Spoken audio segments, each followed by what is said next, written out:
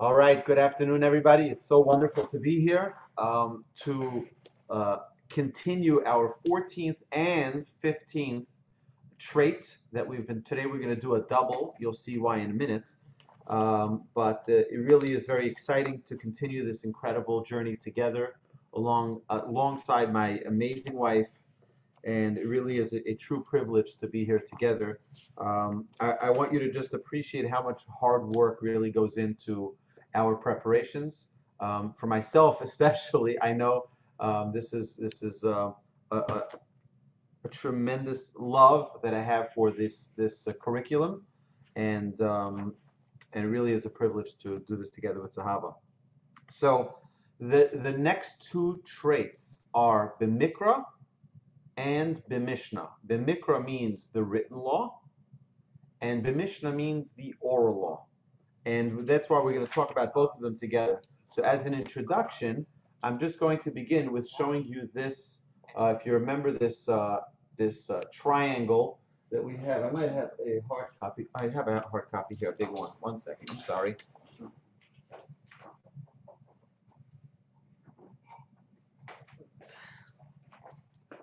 I actually have a big copy here. I used it for one of my classes in the girls' school. So just to give a summary of all of this so that we have a clear understanding of what we're talking about. So this is what we know as the tablets, the two tablets that were given at Mount Sinai. They were actually given at a different time than they were revealed. So when Moshe stood at Mount Sinai and all the Jewish people were around, and we heard Anochi Hashem Elokecha, I am Hashem your God, we heard the Ten Commandments, that was not yet with the tablets. We got the revelation, we had the relationship, but this was sort of, so to speak, this was the ring that you get after you get engaged, right? This is, first you make that commitment, and that's what the Ten Commandments. And if you see, there are two different stones, right, and two different explanations. One is the mitzvahs between, the commandments between man and God, and the other tablet is, the other five are the mitzvahs between man and man. And those are the two tablets, and those are the commandments that were given to us at Mount Sinai. 40 days later, Moses comes down from the mountain, and he brings down these tablets, and he sees that the Jewish people are serving an idol, the golden calf. So he takes those two God-given tablets and breaks them, right? Those pieces of the tablet were put into the ark. Moses goes back up, and as we know, Yom Kippur was the day of atonement where the Jewish people were forgiven for that terrible sin of the golden calf. And Moses comes down and with his own tablets that he carved out, right, comes back with a second set of tablets, okay? Then we have what's known over here in the green, what's known as the written law. There are 24 books of the written law, 5 books of the Torah, 8 books of the prophets, and 11 books of the writings. All of them are the word of Hashem given through prophets. And we had thousands of prophets throughout the ages. Thousands, right? Not all of the books of prophets were given to us as part of our written Torah, right? But as Zehava and I were looking yesterday, the Rambam writes that Moshe had a notebook, and Aaron had a notebook, and Pinchas had a notebook, and all of the sages had notebooks from generations to generations. All of those notebooks were the oral explanations to the mitzvahs that were given, right? So we're given 613 commandments in the Torah, but we know that there are many more than 613 details to each of those mitzvahs, right? There are thousands and thousands and thousands of details. Those were orally transmitted and only later written down. And that's what this is. This is the oral law, and that is the midrash. Midrash is not just tales. Right? Many people make that mistake. That's midrash. No. That is Torah. That is Torah that was written down from generation to generation, but only put in a formal document like the Mishnah, like the books of Kabbalah, like the Talmud. All of this is the oral law that was transmitted already from Moses at Mount Sinai. right? I'll give you a few examples, and then we'll go. A few examples that I have written here. I've mentioned them in other classes. So we know that a kosher animal, it has to have split hooves, and it needs to chew its cud, right? So a cow, a sheep, a goat, right? These are all kosher animals. And the Torah says that in order to eat that kosher animal, it needs to be slaughtered. But the main part was missing, and that is, how do you slaughter the animal? That detail was left out. The Torah says to put a mezuzah on your door. We all know we put a mezuzah on our door. It doesn't say what a mezuzah is. It doesn't say anywhere what a mezuzah is. Well, it's minor detail. It says to put tefillin on your head. Whoops, it doesn't say what tefillin are. Right? So all the Torah tells us what to do. All of this is what to do. But this is essential because this tells us how to do. Now, it was orally transmitted for the first about 1,500 years till Rabbeinu HaKadosh wrote down the Mishnah. And he organized them in 6 orders of the Mishnah. And then we have the Talmud that elaborates on the Mishnah, that goes to the very, very specific details of every single word of the Mishnah. And then what we have here in purple on the bottom is halacha. Halacha is, you know what, many people tell me, Rabbi, spare me the details. What do I do? Just tell me what to do. I don't know the reasons behind it. I don't know the history. I'm not interested. Just tell me what to do. And that is the writings of the Rambam. The Rambam was the first book of halacha, where he just put in order all of the mitzvahs of the Torah. He put in order all of the halacha, all of the laws, and all of their explanations, and all of the sources. Now, the Rambam, just like everybody else, has no authority to make up any rules, any laws that are not sourced in a higher source. So the Rambam has to source in the Talmud, in the Mishnah, and all the way up to the Torah. And same thing with the Talmud can't say anything that isn't sourced in the Torah. The Mishnah can't say anything that isn't sourced in the Torah. Everything must be sourced, and that's why you have this pyramid, because it always has to go up to the source. And anytime we learn this in our Thinking Talmudist series that we have every Friday afternoon at 12 o'clock, that's one of the things that we point out every single week, is that it is no rabbi, no sage, no scholar has the right to make up laws. It needs to be sourced in the Torah. The Torah is a God-given document. Everything else was given through the word of mouth from generation to generation, through all of those notebooks, through all of those explanations, till Rabbeinu HaKadosh, right? Rabbi Yehuda Nasir, Rabbi Yehuda Judah the Prince, wrote it in the Mishnah. And once he codified the Mishnah, then from that we've elaborated through the Talmud, and we have thousands upon thousands upon thousands of books explaining each word of the Mishnah and each word of the Talmud, and the commentaries on commentaries. It is unbelievable, right? The Rambam actually wrote that his book of the Yad HaChazakah, the Yad is the 14 books. Yad is Yud and Dalet. It's the hand, the strong hand of the Rambam. That's the name of the book, right? It's interesting that a hand has 14 fingers in it. If you count the fingers in your hand, 14 knuckles. 14 bones. So if you have 1, 2, 3, 4, 5, 6, 7, 8, 9, 10, 11, 12, 13, and 14. And that's the Yad, the hand of the Rambam. And it's divided up into 14 different books, the Rambam.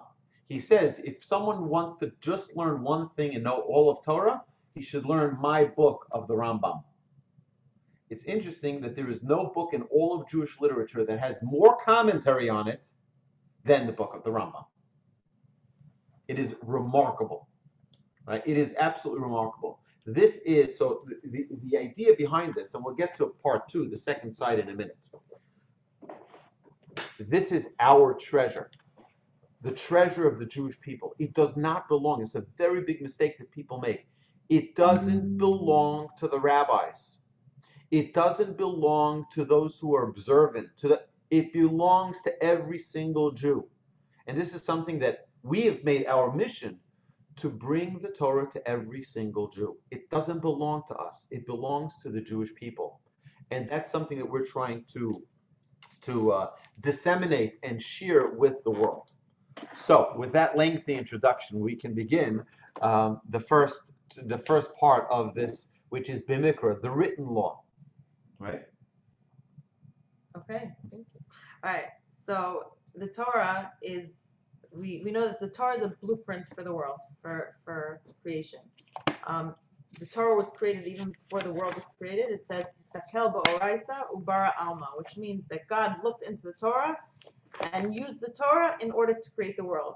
Okay, so that's an important point there, is that the Torah even preceded creation, which you think doesn't make sense, because how could it talk about what's going to happen if it didn't even happen yet? Well, it's God. He can do whatever, right? So the Torah was created before, and that's what the world was created for. The Torah is not just like, I mean, the Torah is the #1 bestseller of all times, right? You've seen every hotel, you've seen a Bible in the thing, right? And a lot of the American culture today is still based on a lot of like the Judeo-Christian, teachings and values and things. You'll see it in like national monuments and sayings from the Bible, right? And this is not like Harry Potter or some other #1 bestseller that you need to read. Everyone needs to read. I didn't read it. I'm just fine without it. But it's not just a book. It's not a history book. It's not interesting stories that are nice, and you have to, every bar mitzvah boy or a bat mitzvah girl sometimes will read, their portion. And this is our life. This is God talking to us through the Torah. The Torah wasn't just given to the world on Har Sinai. It was given to the Jews as a group, but it was also given to each of us individually. God gave each and every single one of us standing at Har Sinai, at Mount Sinai, we each got the Torah, and it's meant for us. It's not a history, stories of the past. It's very, very, very much present. It's living. It's now. It's alive. It's very, very relevant. It's the just as relevant today as it was thousands of years ago when it was given. And I think that's probably the biggest mistake that people have. Like, okay, it's very nice. It's like, this is our Torah. And, we go to shul and like, give a little kiss on Shabbos, and that's it. And you can have a set sitting in your house somewhere. And sometimes it's nice to hear stories from it. That's not what it is. This is our life. Right. It really is. And, you think that there isn't a single device or object you buy, whether it's on Amazon or an IKEA, that doesn't come with a manual. Everything comes with a manual. How to open up your phone for the first time. It'll say step 1, step 2, step 3. Why do they need to give you a manual? Can't you just figure it out by yourself? The reason they do that is because if you do all the trial and error, you'll need probably 10 different opportunities to get it right. So they want you to get it right on the first shot, right? And even if you buy a stapler, right, they have exactly how to reload it and how to use it properly and how to use it. Because if you want to maximize its use, you need to know how to use it. Where is the manual for life? A baby is born and you wait, a baby is delivered, hopefully a healthy baby, and then, you wait for the manual to come, and no manual comes. And we wonder, like, where is that manual? How do we raise children? How do we have a healthy marriage?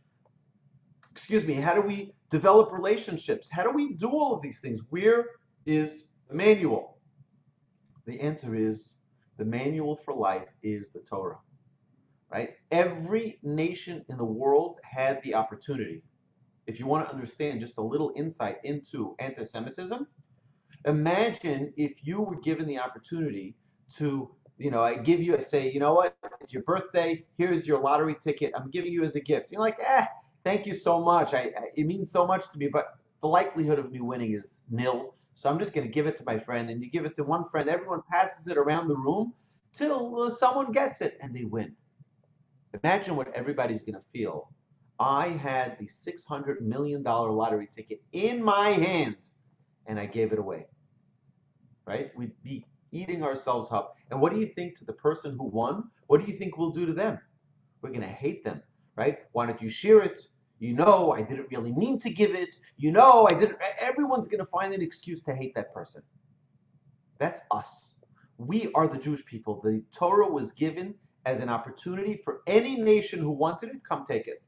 And the Jewish people said, here, we want it, especially if it's free, right? We want it. And now the nations of the world are kicking themselves because we have that document. We have that relationship that comes with that document.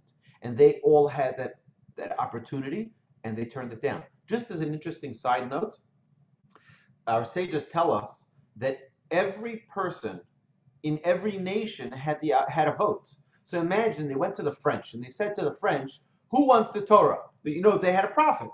And some people raised their hand, the majority doesn't want it. What happened to those people who said they actually wanted it? Those people are the future converts into the Jewish people. Our sages tell us the converts were the ones of the nations of the world who said, yes, I want to be part of it. And they were outvoted. So later on, the Almighty brings it to them that they can convert to the Jewish people and join us in that privilege of following the Torah. It really is an amazing thing, but that is the Torah. The Torah is the manual for life. There isn't an area of life that isn't addressed in the Torah. Not a single area, whether it's livelihood, whether it's science, whether it's technology. There is no area of Torah that isn't addressed, of technology, of modern day things that are going on, modern day advancements that aren't addressed in the Torah.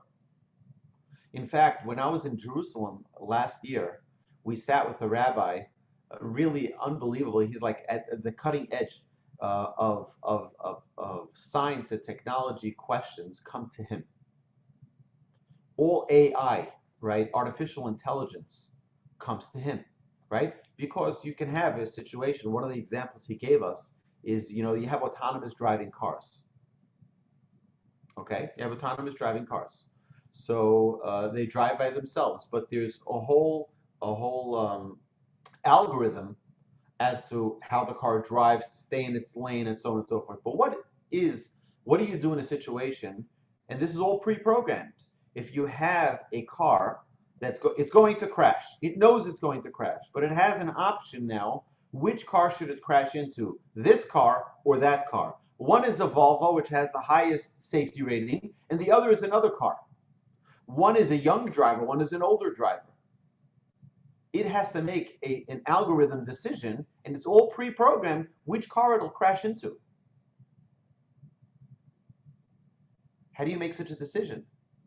Right? So they bring these questions. All of the ethical questions of the armies, right, come to this rabbi, and he has to preside. All medical questions of abortions and things like that are halachic, really serious questions. If it is good to the detriment of the mother's health, right? These are all very, very complicated halachic questions, but all that are addressed in the Torah already. It's not new things that, God didn't think of that. He didn't know that there's going to be a Thomas Edison who's going to invent the light bulb. Right? He didn't know that. He didn't invent anything. I say this all the time. No invention has ever been made since the creation of this world. Only revelations, only discoveries.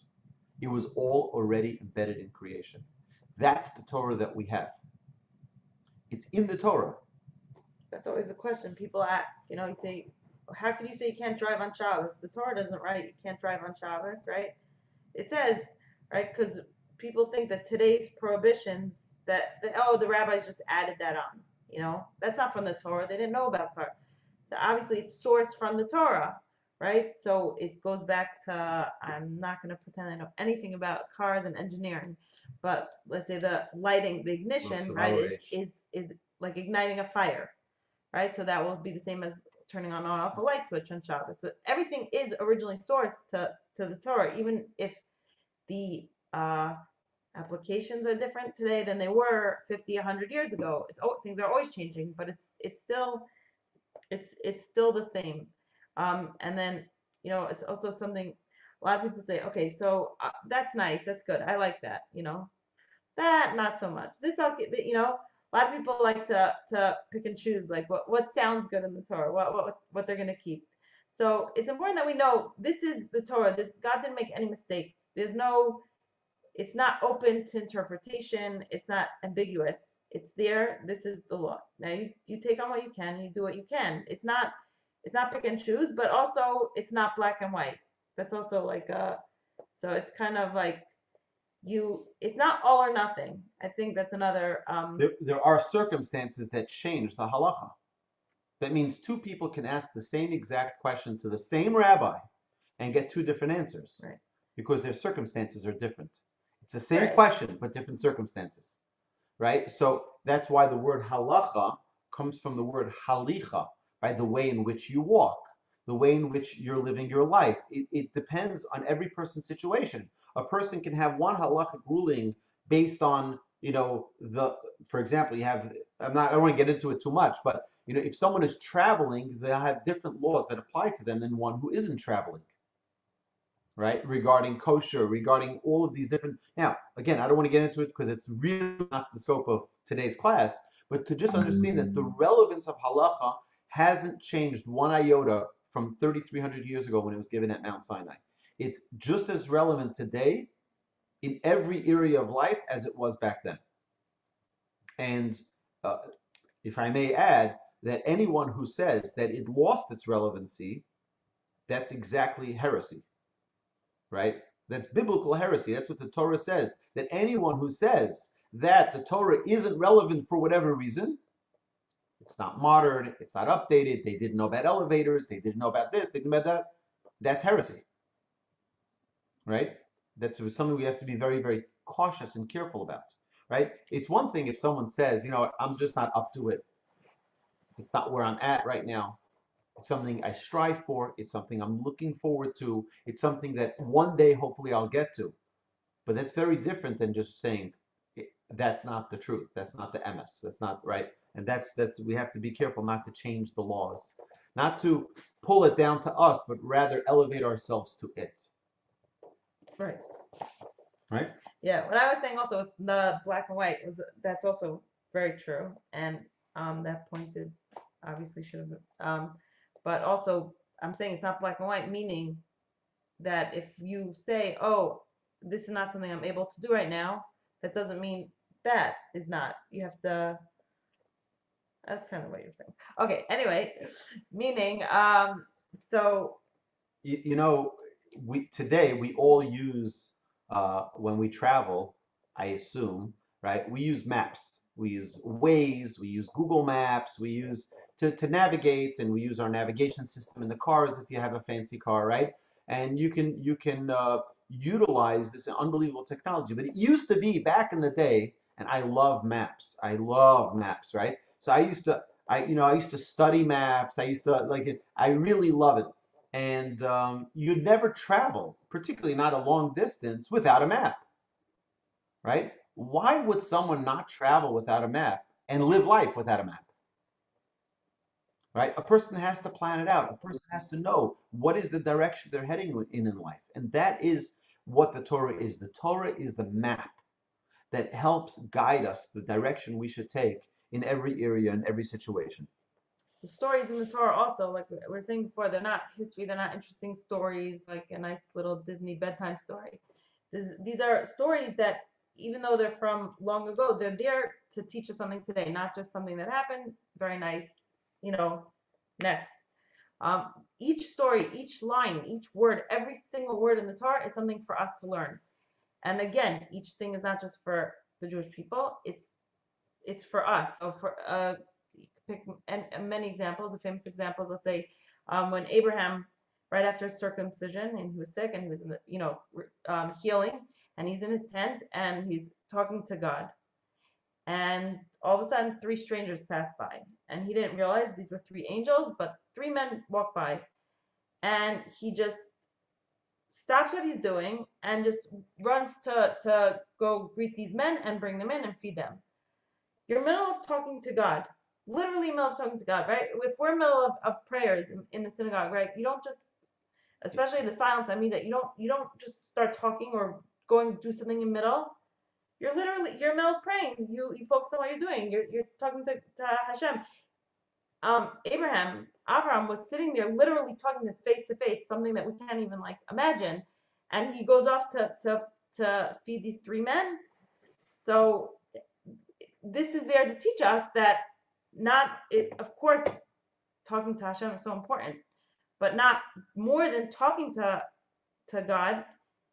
Even more is acting like God, being God-like, acting like Hashem. And the way Hashem would take care of people, the way Hashem takes care of people. So that's how Abraham was trying to emulate Hashem, and we follow in that, and we try to emulate Abraham, but really Hashem, in doing chesed and kindness to other people.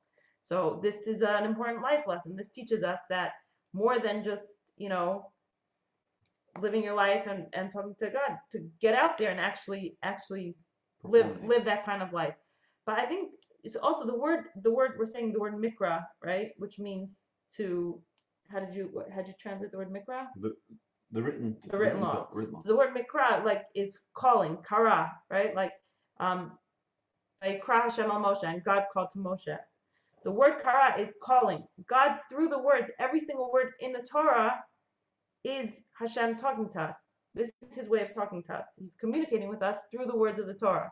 And the same way you get a letter from someone special and you open up and you read it and you want to see what they're trying to tell you, we have to read the Torah and realize that this is really Hashem. He's talking to us through the Torah. This is him having a conversation, communicating with us. And it's so important for us not to just push that off, not to just say like, it's very nice, but it doesn't affect my day-to-day life. It doesn't apply to me. Every single word in there really connects to you, really applies to you. And the same when we dive into Hashem, when we turn to Hashem, I'm thinking like we're a week and a bit away from Rosh Hashanah, which is like crazy. But right, we're gonna come to Hashem. We're going to shul. This year, unfortunately, it's different. We'll be at home, or some people will be going, or it's definitely different. However you're doing it, it's different than usual. But on a day-to-day basis, we should dive into Hashem. We turn to Hashem and talk to him. Hashem is amazing. Hashem doesn't need us, right? The same way most relationships that we should have should be a two-way kind of relationship. A parent to a child is more of a one-way, meaning the child, of course, loves and tries to give to the parents, but it's more us doing for the kids versus the kids to us. But God, we can't just come to him and say to him, give me this, I need that, I want more money, I want this, I want, come to him and daven for him. Someone's sick, right? Of course, it's nice to daven to him and connect to him and ask him for things.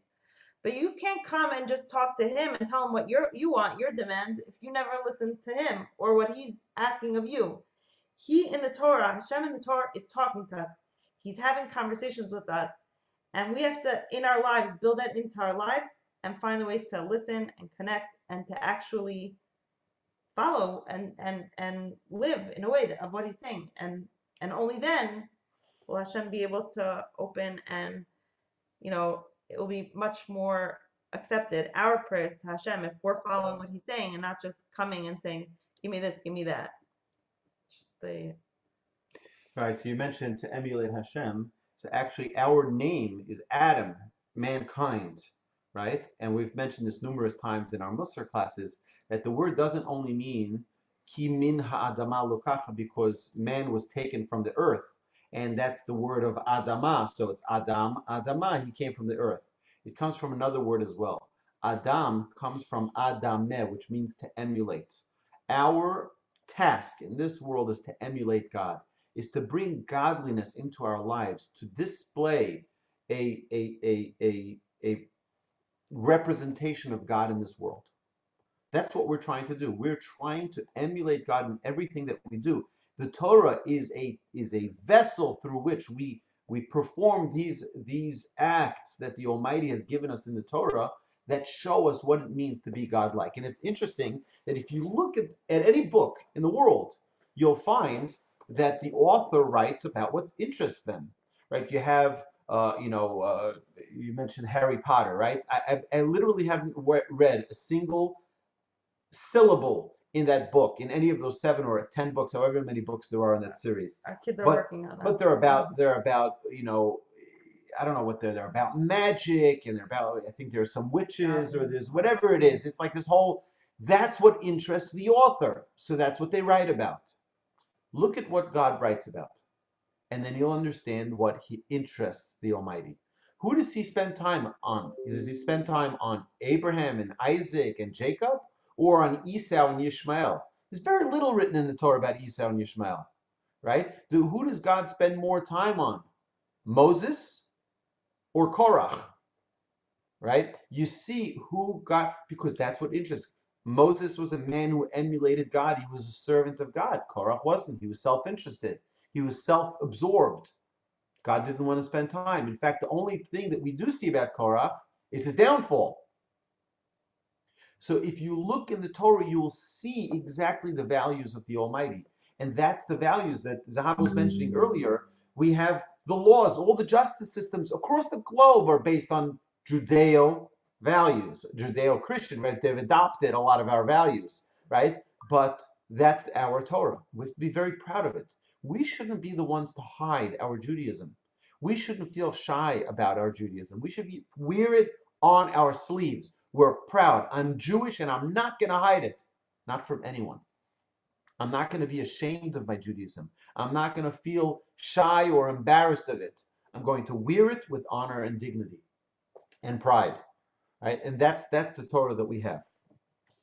So one of the important things about when we talk about Mikra, when we talk about the way number 14, is it's a big challenge, I know, but to really one time take the opportunity to learn through the entire Torah.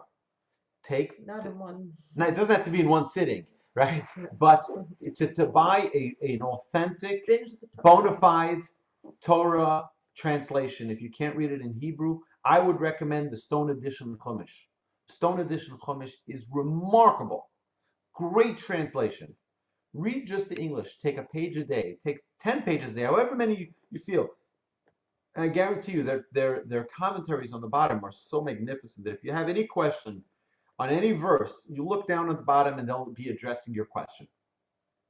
But to just gain a clarity of the storyline, understanding the laws. The problem is, from Hebrew to English or any other language that's translated, the Hebrew, the actual text of the Torah is so incredible and powerful. When it's translated, often it's like lost in translation. And when someone reads the English translation, you'll get what, I mean, it's not like, you put something in like Google Translate and sometimes it's way off. So this is obviously done and researched as best as possible, but the letters in Hebrew, every letter in Hebrew that makes up a word, each letter has a reason why that letter is used, and the word can be used to explain different things, and there's a reason like that word was used. Let's say like the name God, there's 70? Yeah, many different words for God, right? In English, it's just God, right? But each time in the Torah, it says God's name, and sometimes it says Elohim, and one time it says this, and all the different terms for God, it's trying to tell you something else each time that it says the different word. Or there's a million examples. So one is a representation of God's kindness. One is a representation of God's judgment. One is a representation of God's forgiveness. One again, it's in all different representations of the different elements of God. Right? Even so that gets lost in translation. Right. There are many words that are kriyuksiv. They're written one way, but they're read another way. Right? The Hebrew letters in the Torah, there's no vowels written, so you can read it two different ways, and that's a deeper level. That's like the coolest part of the Torah, and anyone who's been to a class on like Bible codes, Bobby, you were with me. I think Linda also was maybe at one. I don't know. That was a long time ago.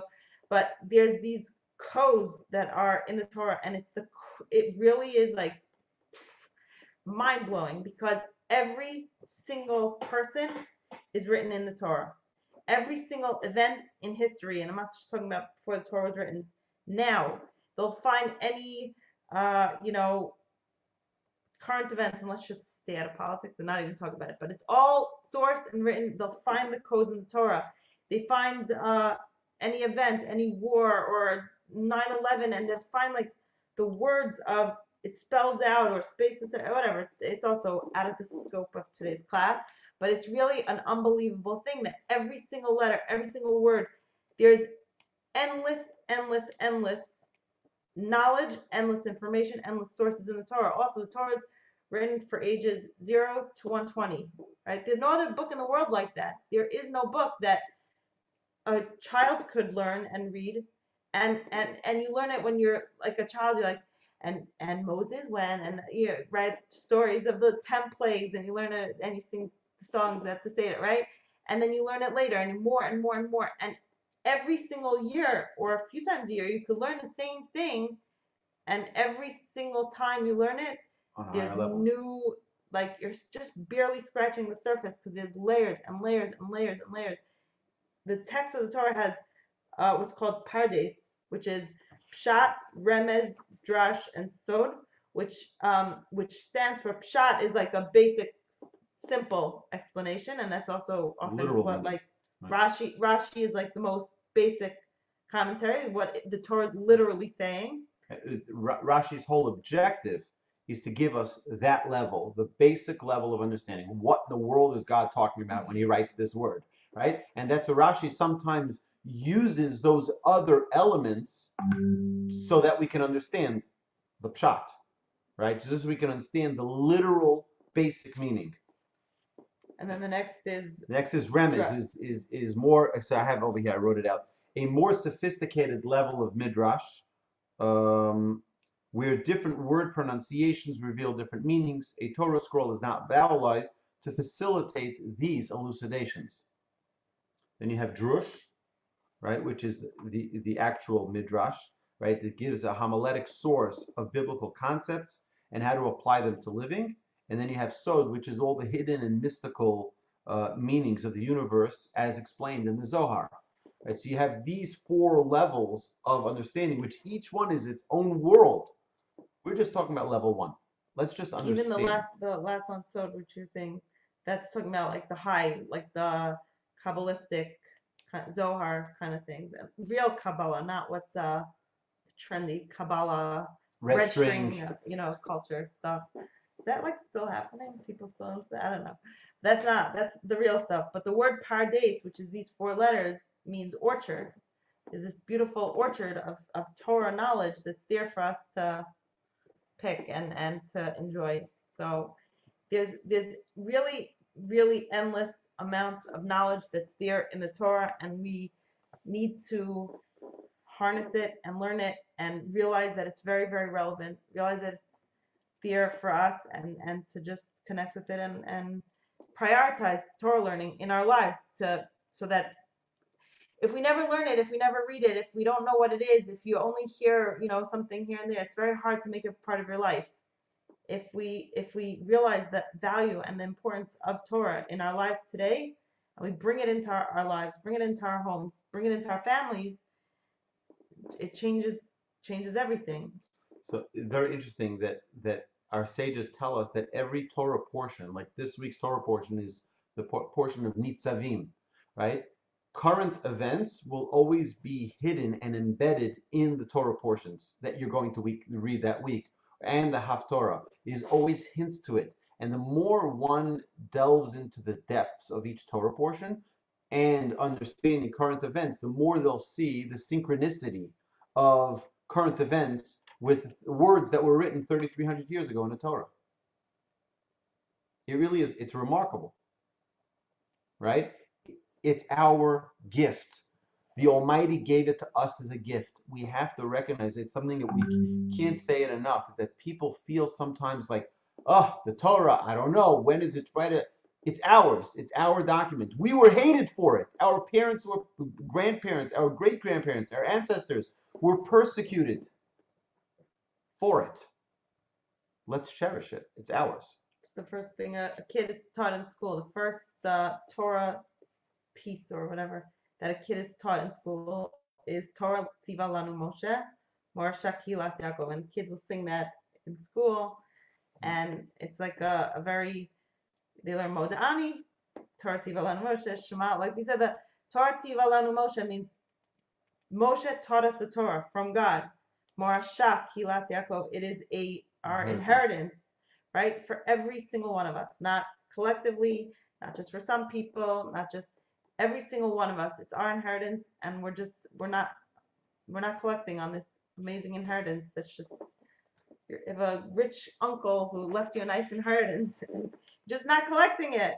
Go collect it, Right. So and to integrate it, to really figure out what mitzvah we can take on as our mitzvah. It's interesting. I was reading a couple of months ago one of the Torah portions, and I saw the commentaries talk about how many of our sages of the past, hundreds of years, they had a certain mitzvah which was like their favorite mitzvah. They had their favorite. It means they observed everything, but they had one which was special to them. They connected with it. For example, anyone who thinks about the Chafetz Chaim, passed away in 1934. There was a mitzvah that everybody knows about the Chafetz Chaim that he perfected, and that was not to speak slander, not to speak lashon hara. Everybody who knows about the Chafetz Chaim knows about his love for that mitzvah. The Chafetz Chaim was an unbelievable sage. He was an unbelievable Torah scholar. In fact, he wrote books on halacha, on all of the multitude of laws. But yet he had one that stood out.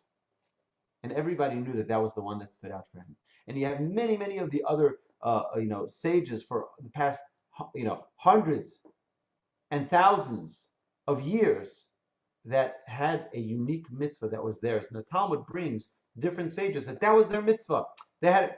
That doesn't mean that wasn't mutual. It wasn't exclusive, only that mitzvah, but rather, along with perfecting all the other mitzvahs, this one was special for them.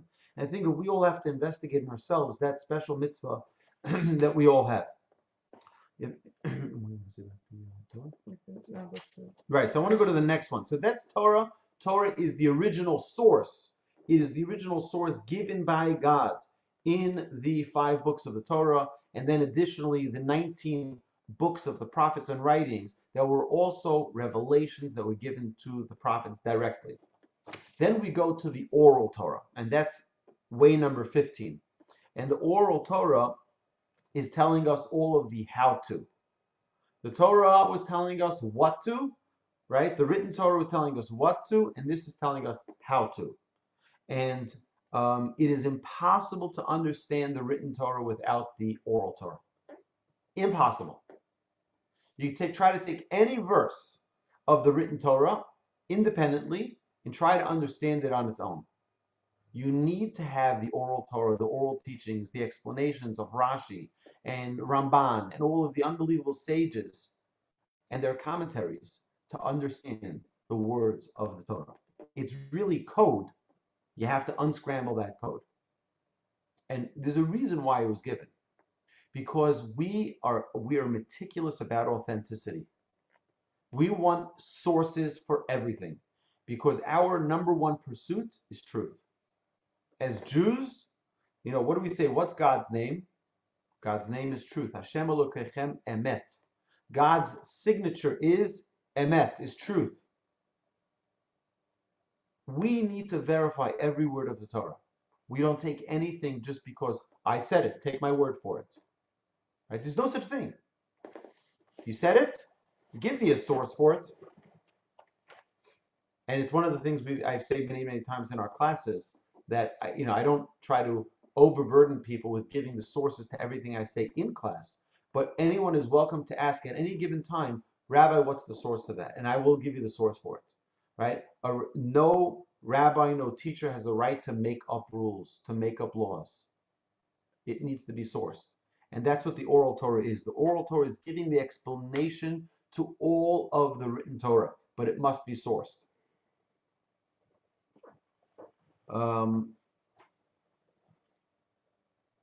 So another very, very important thing is that we must have a very firm belief in the accuracy of the transmission.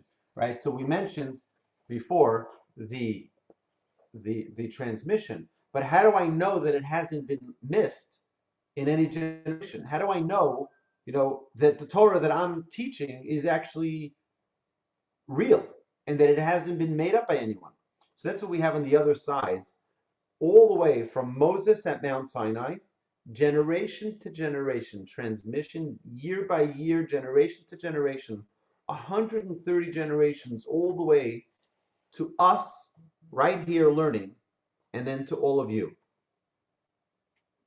Every single rabbi, teacher, from God to Moses, to Joshua, to Pinchas, to Eli, to all the way down to us learning right here on our Zoom class. Is that amazing?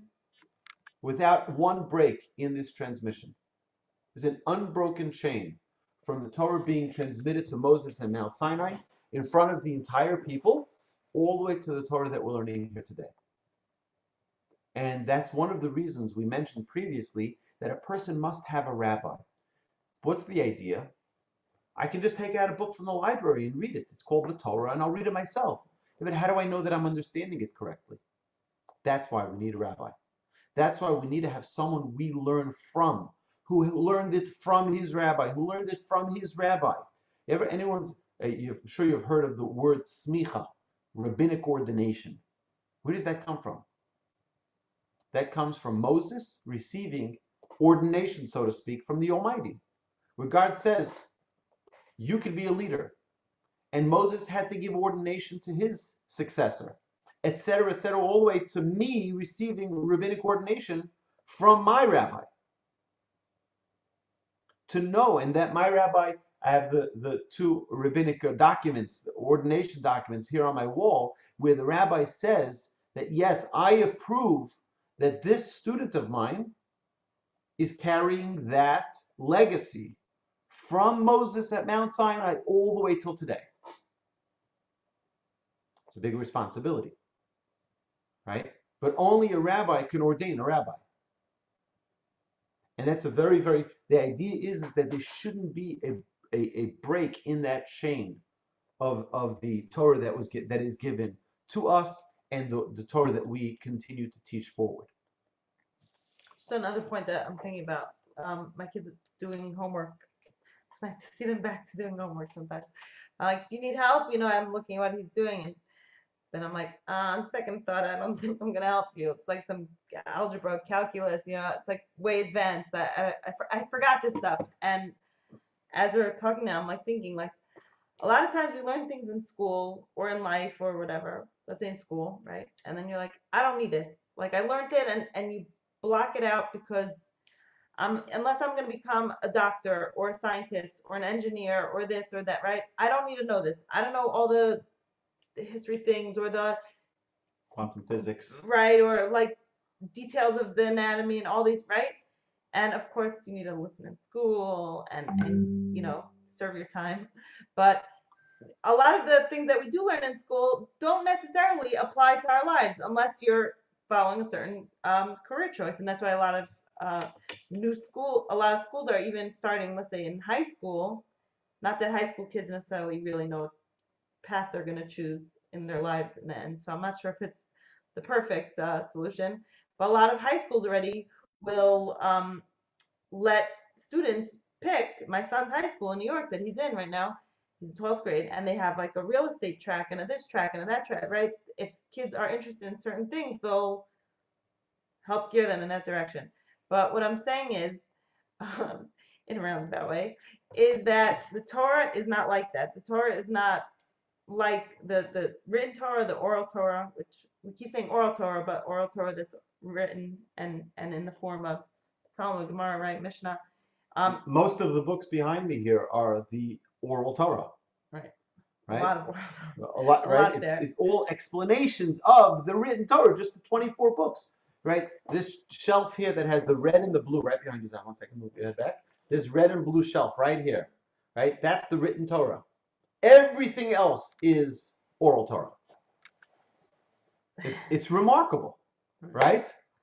The Talmud, it really is amazing. All of the halacha trying to understand, not trying to, but explaining each and every word of the Torah. Right? I want to share with you my own personal metaphor for understanding the importance of this. So, BMW has a slogan that's, the ultimate driving machine. Now, anyone who's driven a simple car and then purchased their luxury car, the first thing that you will do when you drive that car is look at the manual. Because till now I drove a Toyota Corolla. Now I'm driving an expensive BMW. I want to have the ultimate driving experience. So, you pull up at the gas station, you're like, I used to put in the cheap stuff, but what am I going to put in now? I have an expensive car. I want to treat it right. So you pull out the manual and you see Mr. BMW tells you, this is a luxury vehicle. We recommend only super premium. Super premium, no problem. You look at like, what? An extra dollar per gallon? Are you crazy, Mr. BMW? Who do you think you are to tell me what to put into my car? And of course, we know that what will Mr. BMW tell us? Fine. You don't want to put in super premium unleaded? Don't. Put in water, put in whatever you want, but you're not going to maximize the driving experience. Me, Mr. BMW, as the creator of this machine, I put in the engine. I made this driving experience. I'm telling you how to maximize this experience. That is the Torah. The Torah, God is the engineer of this world. He created everything. He created mankind, and he gave us this manual. He's telling us, this is what you need to maximize this experience called life. We don't want to listen? No problem. You're not going to maximize the experience. Right? It's an amazing thing because I've heard people complain to me, Rabbi, really kosher, it's so expensive. And then came along a phenomenon called Whole Foods. Whole Foods is the greatest gift. It's the greatest gift for kosher eaters. I'll tell you why. For people who want to, because it's the Yetzer Hara gave us here an opening. Because people would always tell me, why should I pay $2, $3, $4, $5 more per pound of meat, right? Of kosher meat versus non-kosher meat. 1 second. People are ready to pay $22 for a box of cereal because someone said that organic is healthier. While the New York Times says that they've done thousands of research studies and they couldn't find one benefit to organic. Not one. Not one scientific or medical proven benefit to organic. And yet people, because of some theory out there, are willing to pay more for organic. Right? But when God says keep kosher, well, I don't know. Does God really understand? Does he know? A couple of dollars more, right? The excuses were thrown out. And it's the great gift of Whole Foods. But the Almighty is the manufacturer of this world. He's the creator. And he's telling us, I'm giving you the guidelines. This is my manual. You want to maximize life? There you go. You've got it. And that is the holy words of the Torah, the holy words of the oral Torah, are all that document, or all that you see behind me, and much, much more, right, are the documents that give us the maximization of this experience called life. All right? Any more you want to add? All right. So with that, my friends, let's go enjoy life. Okay? And thank you again. Looking forward to seeing everyone next week. Brisket in the oven already, getting ready for Rosh Hashanah next week. But we just want to remind everyone, to our friends on Facebook and over here, that we are doing a pop-up shul, right? You can run your own shul in your own home. I will give you the tools for that. You can register at popupshul.com, or you can pop in shul. You can come into our shul that we have, that we're setting up outdoors with social distancing. We're going to have 4 shifts throughout the day of both days of Rosh Hashanah. Just as a quick note, the first day of Rosh Hashanah is Shabbos, next Shabbos. And because it's Shabbos, we do not blow the shofar on Shabbos. The second day of Rosh Hashanah, of course, we will have that. But the schedule is all online. You can see it at popupshul.com and register. You'll see that Houston, Texas link. Click it, and you'll be able to fill out the form and join us. We're looking forward to that. To my dear friends, thank you so much. Thank you Have a again. great week. Have a Bye. great weekend.